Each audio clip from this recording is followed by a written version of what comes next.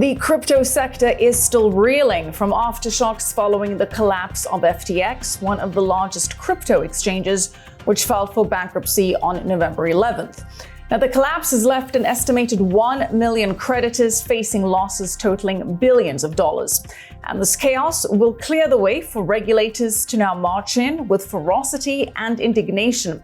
And as the FTX saga continues to unfold, we're receiving increasingly bizarre and contradictory information about the exchange, its sister company, trading firm Alameda Research, and its CEO and founder, Sam Bankman-Fried, or SBF.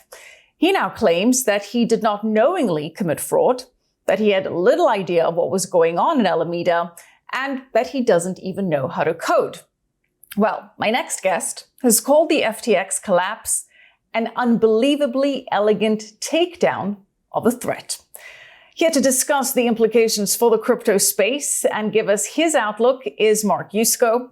Mark is the founder, CEO, and chief investment officer of Morgan Creek Capital Management, which has over $2 billion of assets under management.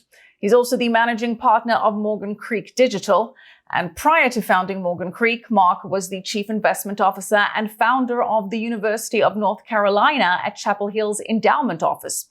He was also the senior investment director for the University of Notre Dame's investment office. And he's been an early stage investor in blockchain technology, digital currency, and digital assets. Mark, lovely to have you here on Kitco. Thank you so much for joining us. No, thanks for having me, Michelle, and appreciate the kind introduction. So great to be back together after we were together for the Catholic Crypto Conference last week or 2 weeks ago. So great to see you. Yes, Mark, that was a great conference, and it was great to see you in person in Philadelphia. Today I'm in New York, you're in North Carolina. We're doing this virtually, and we have a lot of ground to cover. And I know you have a limited time window, so let's get started. And let's start off by focusing on SBF and this recent press tour that he's been on. He's appeared in a series of interviews over the past 2 weeks. Axios, Good Morning America, New York Times. And let's focus on this New York Times event where he appeared virtually at the DealBook Summit alongside BlackRock's Larry Fink and Facebook's Mark Zuckerberg. And at this New York Times event, SBF claimed that he did not knowingly commit fraud, that he had little idea of what was going on at Alameda, and that the American clients of FTX could be made whole and have their funds returned. And what's been fascinating to me, Mark, is how he's been treated with kid gloves by regulators and almost coddled by the mainstream media. Certainly not vilified, certainly a very different treatment from Bernie Madoff, for example. So what do you make of that? Look, Michelle, it's the question, right? I mean, the day, literally 24 hours after Bernie admitted to his son that he, had perpetrated a big fraud, he was in handcuffs. And, he was my neighbor here in North Carolina for a number of years before he passed, in prison. So, look, the fact that SBF is on a press tour and not in a jail cell is incomprehensible. The extent of the fraud is clear. It is profound. The guy who cleaned up the Enron mess, who has been charged with cleaning up this mess, publicly stated that this is a worse disaster and debacle than Enron. And Enron was pretty bad. And people went to jail. Somebody actually, died in jail. It's an interesting dynamic. And, we have a story in the New York Times saying that he's just a misunderstood philanthropist. Are you kidding me? I mean, seriously, are you kidding me? And then the New York Times again does this puff piece. And I'll give Andrew Ross Sorkin a tiny little bit of credit for maybe asking one or two almost hard questions, but then he didn't press. He didn't actually make Sam answer the question. It's funny. I took media training one time, Michelle, and I went in with the guy and I sat down and it was very nice. He said, "Okay, I'm asking you a question." So he asked me a question and I started to answer. He says, "What are you doing?" I said, "What do you mean?" I'm answering the question. He says, "Mark, you never answer the question. You deflect and redirect and talk about what you want to talk about." I'm like, I am a dutiful firstborn, Michelle. I will always answer the question. So Sam deflected and redirected, and nobody pressed him on it. And that's just crazy. All right. Well, you're certainly going to be answering my questions as you just did on that one. And it's very curious to see how Aaron Sorkin did treat him very gingerly. The audience was applauding, laughing at his jokes. So I want to play a little clip here and get your reaction on the other side. Let's watch. I didn't ever try to commit fraud on anyone. I was excited about the prospects of FTX a month ago. I mean, I'm deeply sorry about what happened. Here's, the long and short of what happened. And I'll start by saying, just to make a distinction here, you look at the US platform, you look at the international platform. The US platform is a US regulated platform with American users. To my knowledge, that's fully solvent. That's fully funded. And, I believe that withdrawals could be opened up today and everyone could be made whole from that none of these problems plagued the US platform. I've had a bad month. This has not been a fun month for me. Yeah, he's had a bad month, Mark. He's had a bad month. Never mind the millions of people who have lost billions of dollars through this fraud, which he claims, again, that he didn't commit fraud. And you've got people like Bill Ackman, the CEO of Pershing Square Capital, American billionaire investor and hedge fund manager, coming out and saying, unsolicited, call me crazy, but I think SBF is telling the truth. And again, media fawning over him. Firstly, are you pretty sure that he did commit fraud from what you've seen? What is your take on it? Look, I mean, I'm 100% convinced, and I actually have evidence of it, given I'm a large investor in one of the companies that he defrauded, and directly. So, anyone who just watched that video would say it's literally like watching a training tape for how to spot a liar, right? Liars lie. His lack of eye contact.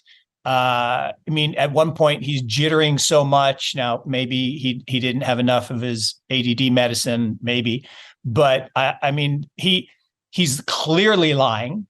Anyone who studies, look, I spent my life interviewing people, right? I said I had the best job in the world for 30 years. I got paid to talk to the smartest people in the world and allocate capital to them.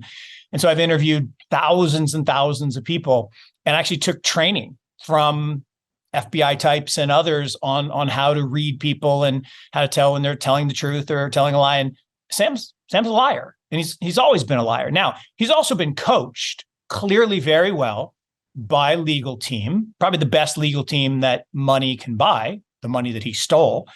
And he's been told to say a certain number of things. I didn't knowingly commit fraud. It's like saying manslaughter has a lower sentence than premeditated murder. So if I can just get off on the lower, I didn't know it was fraud. I just made a mistake. I did, it was a mislabeled bank account. Nonsense. This is, now, I will say, Michelle, you and I talked about this a couple weeks ago. It is certainly possible. When I watch this guy just now, when I watch him on other video, and look, I've never met the person. I've never met the man. We passed on this deal 3 times, not because we had any inside information, but because the valuation never made sense. Crazy valuations, multiples of when FTX approached Morgan Creek to invest. Yeah. So, lots of people did invest in 3 different financing rounds. We, like any other venture capitalists, were approached to participate. And we just said no. And again, no information. We didn't know it was fraud until too late. But the bottom line, had I ever met him, I'm fairly confident in saying that I would have turned and run away. And his ex-girlfriend, Caroline, worse. Anyone who's seen the video of her, that person was no way in charge of a $20 billion trading enterprise, which turns out there was no trading enterprise. So what I am willing to believe is that these two are useful idiots. Right. They are just pawns in a very large, very elaborate system that was designed, 1, to do money laundering, and there's clear evidence of money laundering. 2, that perhaps there was intent, again, this is a supposition, not an accusation. I'm just trying to put the pieces together. It is certainly possible that there was an intent by someone or someone's to have this be an example set so that regulators could come in and punish the industry. I guess earlier today, right before we got on air, someone tweeted that a senator asked a congressional hearing whether there should be a pause in crypto until until the U.S. regulators can regulate it. Well, I want to get there and definitely unpack this whole useful pawn theory. But before we do that, you said that you have evidence of fraud, direct evidence of fraud. So I can't let that go without asking you to elaborate a little bit on that. Yeah, look, I can't talk about it actually because of the situation and because let's just say, look, everyone knows that we, Morgan Creek, are large investors in BlockFi. Everyone knows, and it's a public, I can give you public available information. Public information is that BlockFi had made a large loan to Alameda and had dealings with FTX. There are now that's all I can say, that's the public information. There are lots of suppositions and speculation as to some things that went on in the closing days before the bankruptcy. But the reality is that they lied about collateral. They said they had good collateral and they didn't. That's fraud. Same thing that Three Arrows Capital did when they told lenders that they had good collateral or they had equity, which they didn't. You can't have a balance sheet with $700 million of assets and $10 billion of liabilities without committing fraud. It's not possible. Okay, so you say you have evidence that he committed fraud, but for legal reasons, you can't disclose it in detail now. But you do have tremendous conviction that fraud was committed. And now I want to go back to a point that you made that perhaps is less solid evidence, and that is this idea that SBF and Caroline could have been pawns, as you say, in what could have been what you call an intentional takedown of the sector. So let's firstly get some background here. SBF was the second largest donor to the Democratic Party this year after George Soros. He gave almost $40 million to Democratic politicians and Democratic political action committees. And in his interview with influencer Tiffany Fong, he claimed, though, however, that he gave just as much to Republicans, but that those donations were dark and that he didn't publicize them. And not for regulatory reasons, but because, according to him, reporters would freak out because they're all super liberal, his words. That's a whole other conversation there. But just to focus on the political ties there.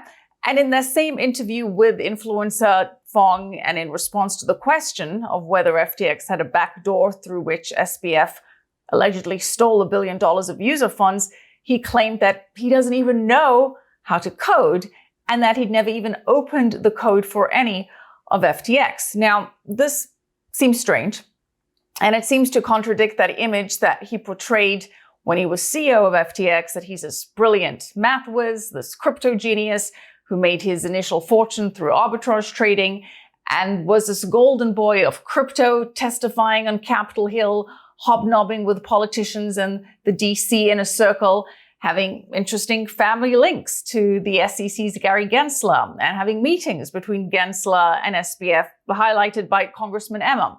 Now, you've taken some of these pieces and put them together, and you say that this is an unbelievably elegant takedown of a threat. What exactly do you mean by that? Yeah, so look, again, supposition, no direct evidence, but supposition that, look, we're in the third phase of what I'll call the 4 phases of digital asset adoption. So it's the famous Gandhi quote, right? First they ignore you, then they laugh at you, then they fight you, then you win. And from 2009 to 15, when digital assets were created and Satoshi Nakamoto created Bitcoin and then other assets followed, they ignore you, right? It was like a bunch of nerds and geeks playing with their magic internet money, whatever. Then they laugh at you. So 2016 to 21, ha, ha, ha, ha, a bunch of nerds and geeks playing with their magic internet money. Oh, look, one of these nerds and geeks actually named the Miami Stadium. Ha, ha, ha. Okay, big deal. 2022, we entered the then they fight you phase. And it started in May, right, with the Luna debacle. And literally the morning after the Luna crash, Janet Yellen was on television saying, in prepared remarks, we need regulation of stablecoins. That was prepared, right? So something didn't fit, that she was so prepared in real time to make that statement. So perhaps on that, arguably, maybe this was something that they've been looking at, considering there was concern on stablecoin, just to push back on that particular point. But okay, it's certainly possible. It's certainly possible. So then you have a number of intimations about regulation, and at the end of the day, well, and it actually can go back even further to the attacks on the lenders, Celsius, BlockFi, Voyager, not the FTX rescues, but the attacks by the states and the SEC. And the regulation has been used against disruptors for centuries, right? It's not, in New York City, where you are today, there was something called the red flag law, right? When the horse and buggy was transitioning to the horseless carriage, the horse and buggy manufacturers bribed the town council to pass a law that said, lobbying is just a fancy word for corruption. Yeah. And it sounds nice, but it's the same thing. And they passed a law called the red flag law. So you actually, if you had an automobile, you had to hire someone to walk in front with a red flag. That's where the term red flag comes from. You don't see anyone in New York City walking in front of cars with a red flag anymore because it was stupid. And we don't see many horse and buggies except in Central Park. So it didn't work. When the airplane came out, the train companies paid a lot of money in lobbying and passed out pamphlets saying that if you got on a plane, you would die, your body would cave in on itself. When the internet came out, the telephone companies tried to get a law passed through lobbying that would make voice over internet protocol, which you and I are using right now. We're communicating long distance for free over the internet. Phone companies didn't like that. They tried to get a law passed, and I will give Al Gore credit. He did not invent the internet, but he did stop that bill with some help from friends. And so we have an internet that works. And so regulation is a tool used by incumbents. And what does blockchain technology do? It replaces trust with truth. Well, who are the arbiters of trust today? Financial institutions, third-party middle people, $7 trillion industry. Okay, they would like to not be disrupted by DeFi and digital assets. So it's possible that some group of incumbents might have tried to lobby for regulation to delay, obfuscate, change the course of the disruption, perhaps. So that's what it's possible. I'm not saying it's true, but it's possible. Definitely many parties that are interested in seeing blockchain, DeFi, Bitcoin collapse and go away, traditional financial system, and of course, even central bankers, if you consider Bitcoin a threat to fiat currency. But again, I want to focus on this idea of you calling SBF and Caroline useful idiots, pawns in a game, and going back to their connections with the whole host of interesting people with their fathers and SEC's Gary Gensler. So paint that picture for us. Look, it's probably not a surprise that a kid, and I say a kid because he's younger than my son, a kid who really had no experience in lobbying, no experience in politics, no experience in running an exchange or a trading organization, no real work experience to speak of, a couple of years, suddenly becomes an expert in trust law and exchange operations and arbitrage trading, and becomes the largest donor to Joe Biden's election campaign. second largest donor last year to the Democratic Party.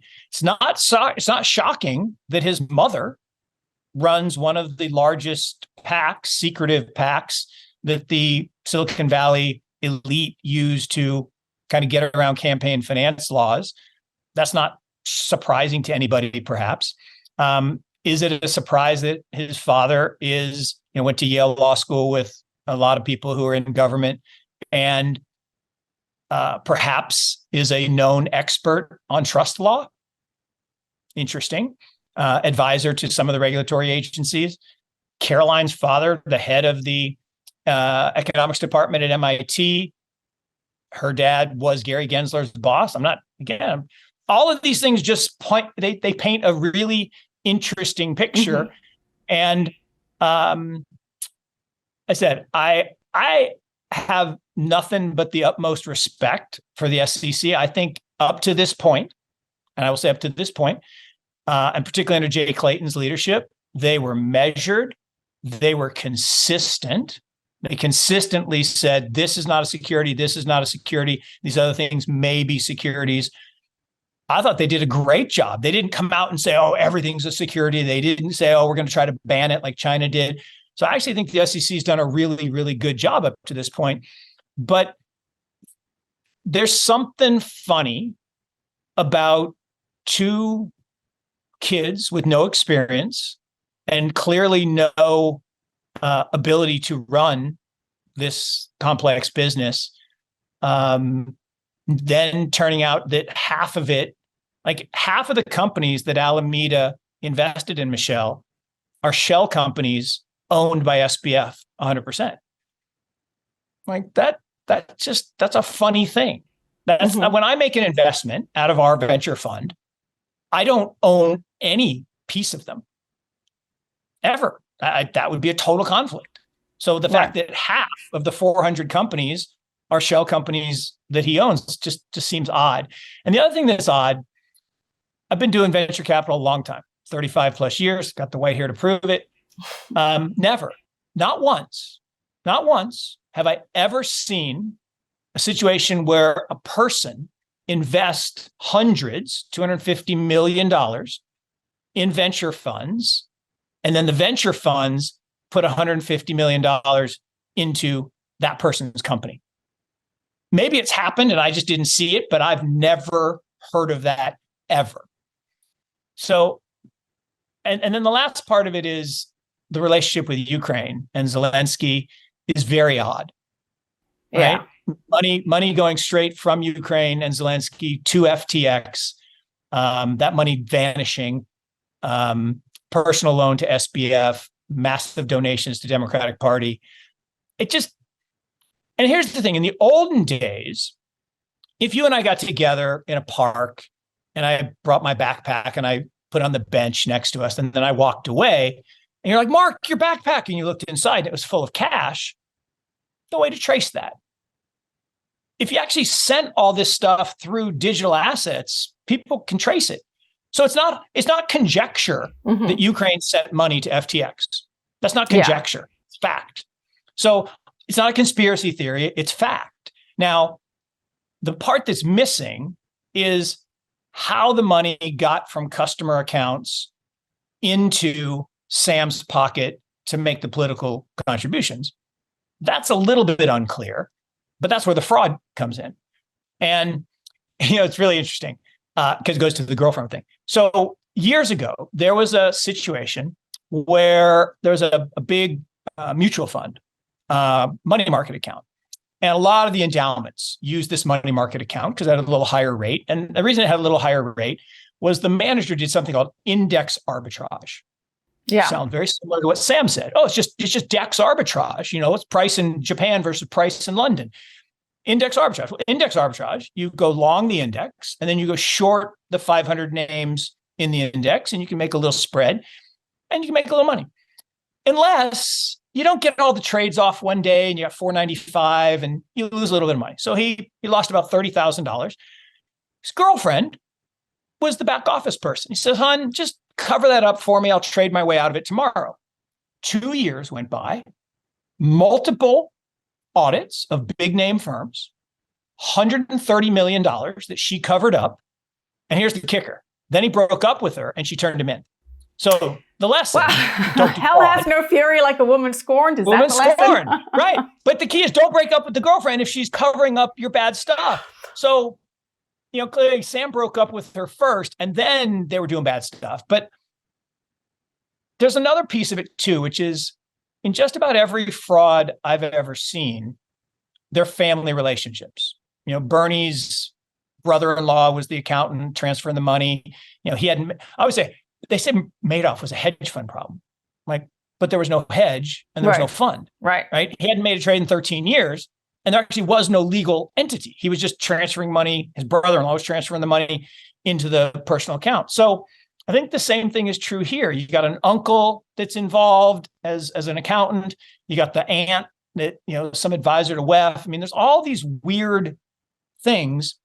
And look, the truth will come out, I think, unless the media keeps burying it under the drivel that they seem to be putting out. But maybe people like you and some of the internet journalists will do a better job exposing the truth.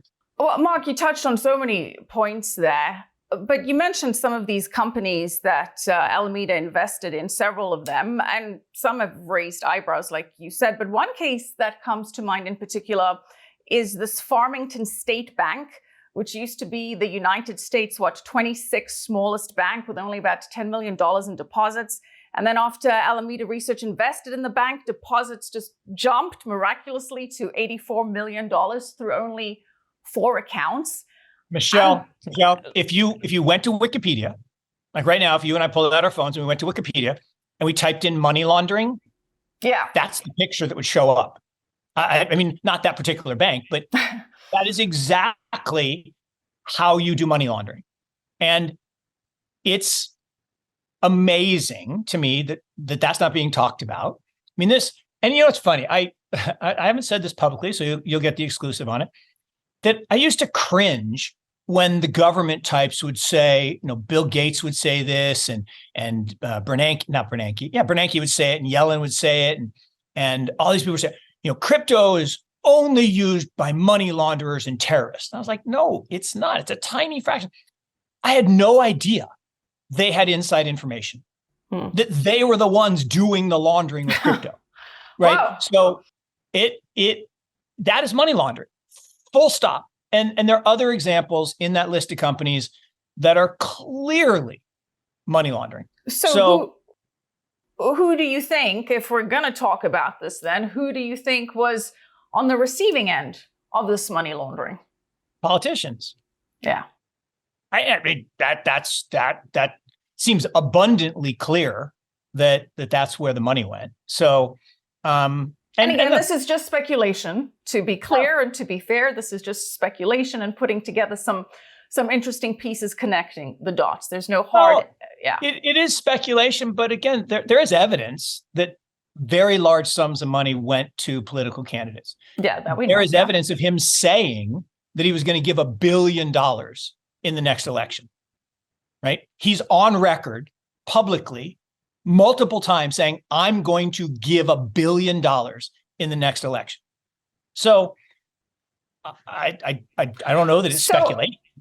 So again, you're calling him a useful idiot and a pawn, and I've heard you use the term Manchurian candidate.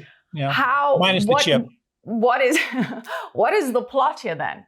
What is the plot? What is the regulators' end game? Again, you're speculating. Look, I think if I just sit back and just think about it rationally, I believe, right, that the end game is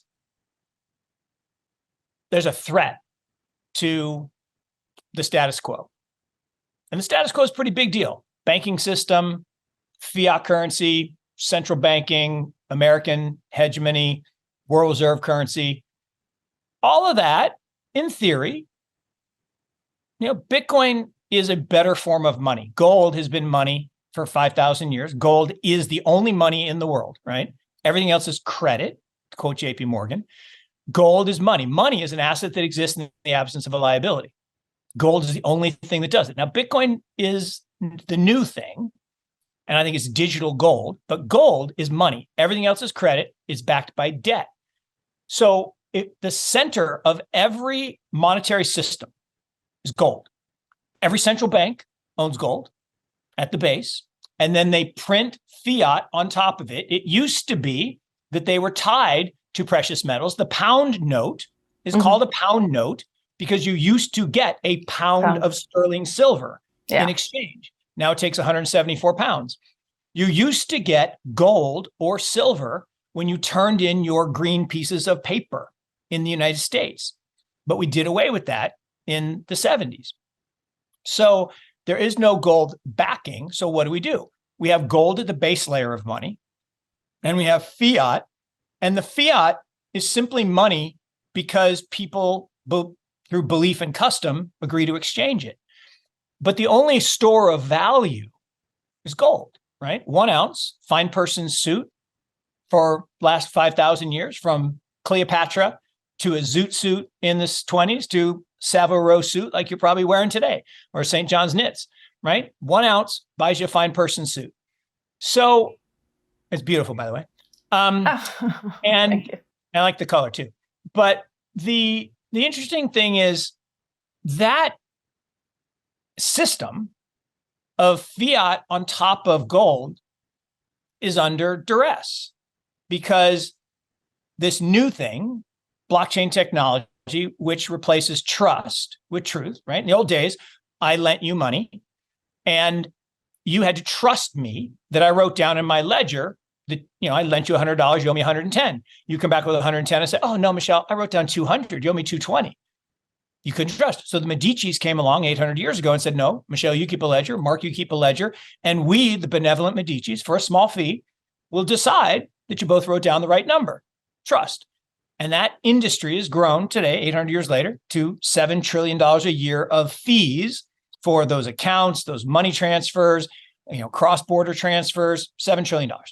So now we have a protocol that says, you don't have to have a ledger. I don't have to have a ledger. There is one public ledger, encrypted, permanent, secure, untouchable.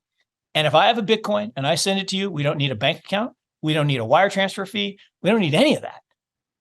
And when no money changed hands, who cares? Just ignore it, laugh at it. But when tens, now hundreds of billions of dollars left the banking system, which is a little bit over leveraged, and went into the Celsiuses, the BlockFis, the FTXs, the Coinbases, now suddenly the banks are like, whoa, this is real. So if I'm a bank or a financial institution or a government, I might do what China did. I'm going to ban it. But the problem with a decentralized system, you can't kill it. Like when Napster came along, right? In the old days, I had a record album. I handed you the record album and you had it. And I could only play it if you gave it back to me, analog. Right. Then we went to electronic, where I just encoded my songs in MP3s. I made a copy, sent you a copy. You're happy. I'm happy. Music industry, not happy. They want you to buy a copy. So what do? They go to Napster, one CEO, one home office, one server, arrest the CEO, blow up the server, no more Napster. So now how do we all get music? We all have a digital streaming service and we all pay. And the artists get paid. So that's actually cool. And that's what Web3 is going to do, make the creator go direct. But ultimately, in money, we'd never had a way to transfer digitally without the security of double payments, right? There were lots of attempts. There was eGold and Phoenix and all these things that tried to make money electronic. But you always had the risk that someone would just make a copy of the file and print money. And only central governments can do that.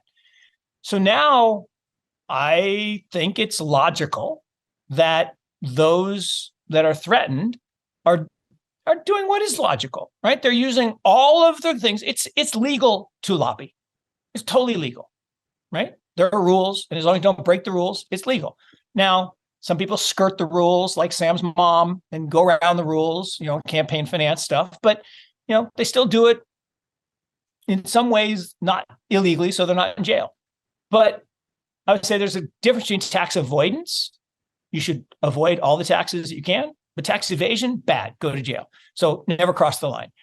And so I do believe that they, meaning the incumbents, are going to do everything they can to slow. But if you, back to China, if you ban it, what happens? It's like squeezing a balloon. Yeah. Just go someplace else. Yeah.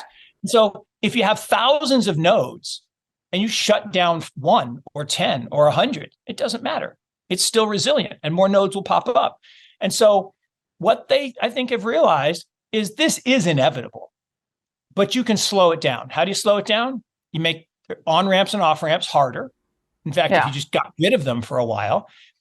But this is no different than the 1840s free banking era, when there was a whole bunch of banks that went bad and belly up.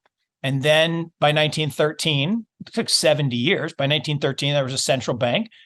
And then we had the savings and loan debacle, and then we had the global financial crisis. So bank problems are not the problem, right? And everybody says, oh, these exchanges were the problem. No, the people were the problem. Hate the player, not the game. Sam and Caroline and whoever else was complicit, the other Sam or whoever, I'm not accusing anybody, but whoever else was complicit, they're the bad people. The exchange is not bad. The idea of exchange, the idea of safekeeping your assets with a centralized exchange so they can be lent and borrowed and used, that is not easy. But anyway, long answer. Long answer, and so many nuggets of information, including for people that like gold in there.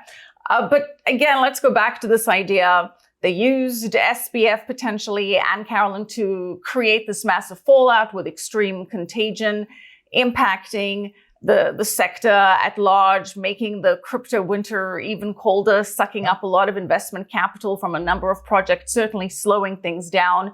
The idea, as you say, they're fighting it now. First they laugh, then they fight, then we win. We'll get to the we win part later. But in this fight, if the idea is to now say, look, we have to have regulations, clearly this is a mess, we've got to come in, we've got to protect innocent people here.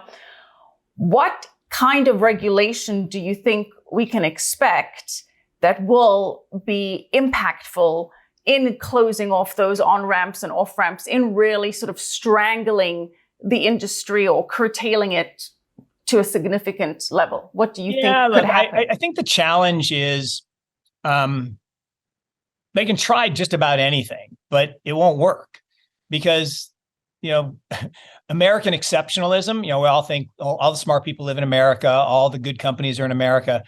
Nope, it's a big world. And, US crypto volume, 20-ish%, maybe a little higher. Most of it's a global industry. Most of the nodes are outside the US and Bitcoin, et cetera. So what'll happen is if we become overly onerous regulatorily, if that's a word, it'll just pop up in other jurisdictions.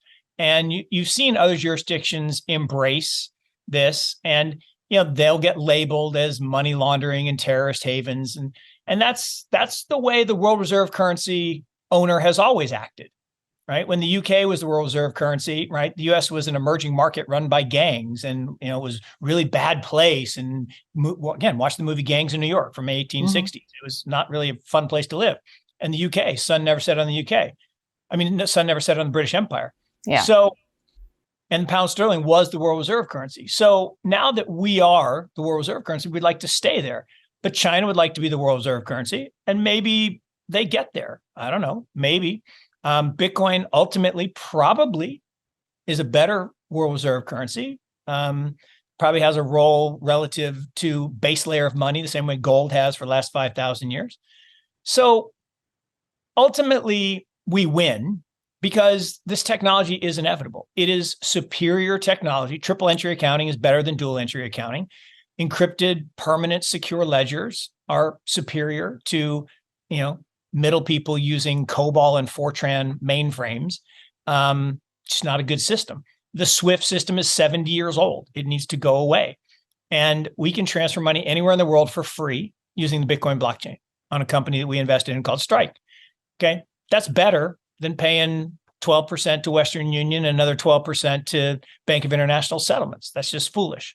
So that will get displaced. but incumbents are always going to fight. And Yeah. I think the regulation, they're going to try to say that anything that isn't Bitcoin or Ethereum, they're going to try to make it a security so they can regulate it. They may even try to say Ethereum and Bitcoin are securities. Kind of tough since they said twice that they're not, but they could try that. Can we put Bitcoin and Ethereum in the same category there? I mean, arguably no. not. I mean, you can't. I mean, no, but they might. Again, I'm not saying that these people are trying to be logical at this point. They're trying to do what their shareholders want. I mean, people forget the Fed, for example. The Fed is neither federal nor has reserves. It's owned by the banks. It's not a federal agency. It's not a government agency. There are no reserves. There's no extra money lying around. It is an entity owned by the banks to facilitate, as a lender of last resort, the banking industry. Right. So that's a very different role than a government watchdog. So my guess is we're going to see regulation come down first to punish. They're going to punish the evildoers. Although it's going to be kind of ironic if you convince the world through this PR campaign that he's not evil, that he's just a misunderstood, philanthropist, which is mind-numbing that was printed in print. If that's, then how are you going to punish him if you decide in the court of public opinion he's not a bad person? It's kind of like remember when OJ held up the hands and he said the gloves don't fit because he didn't put them on all the way? Okay, he can say, I didn't know I was doing it, but the facts are less than $1 billion of assets, 10 billion of liabilities. Where's the money then, Sam? All right. I hear that big picture, Bitcoin, blockchain technology will thrive, will flourish. You're very clear on that. I just want to focus very quickly on the short-term contagion that we can expect, because it is spreading throughout the crypto sector. BlockFi filed for bankruptcy protection. Genesis is teetering on the edge of bankruptcy. And ultimately, we've had Bitcoin trading below 18,000. The sentiment has been impacted. And now there's some concern about grayscale potentially here as well. Yep. In terms of I'm going to leave you with one thing, and I do have to jump, and we'll come back and do this again. But remember that Chapter 11 is not final. Chapter 7 is final. Chapter 7 is liquidation. Chapter 11 is restructuring. United Airlines, bankrupt twice. Lots of companies, the automakers, General Motors, bankrupt. Doesn't mean you stop driving cars. Doesn't mean you stop taking airplane flights. This doesn't mean we're going to stop using crypto. Doesn't mean we're not going to have exchanges and lending institutions. These companies will restructure. Maybe some of their assets will be sold in bankruptcy auctions, and they'll get merged into others. Maybe one of the big institutions will buy some of the new technology. But 11 is not the end. It is a new beginning. Right. And Will Smith said it, and I know Will Smith is not popular, but he was very cool when I was growing up, and I still admire him. Fresh Prince of Bel-Air. And he said, "Fail fast, fail forward." So it's okay to fail, but you got to get up. And back to the last quote, right? Knock down 7 times, get up 8. We're going to get knocked down, and we're going to get beat up, but we're going to, as an industry, we're going to keep moving forward, and we're going to make progress. And this technology is inevitable. It is the future of finance. It is the future of money. And that's all good. And that means, so the fourth part of then you win. The good news, if you're here, you already won. We have already won. We just got to endure this, spring squall, Hurricane Sam. Very quickly though, Mark, in terms of contagion though, do you think we've seen the worst of it right now? Look, a topic for another day. Do some research into Deltec Bank. It's been around for a very long time. Bad guys doing bad things. They are related to Tether. Sam, big links to Tether.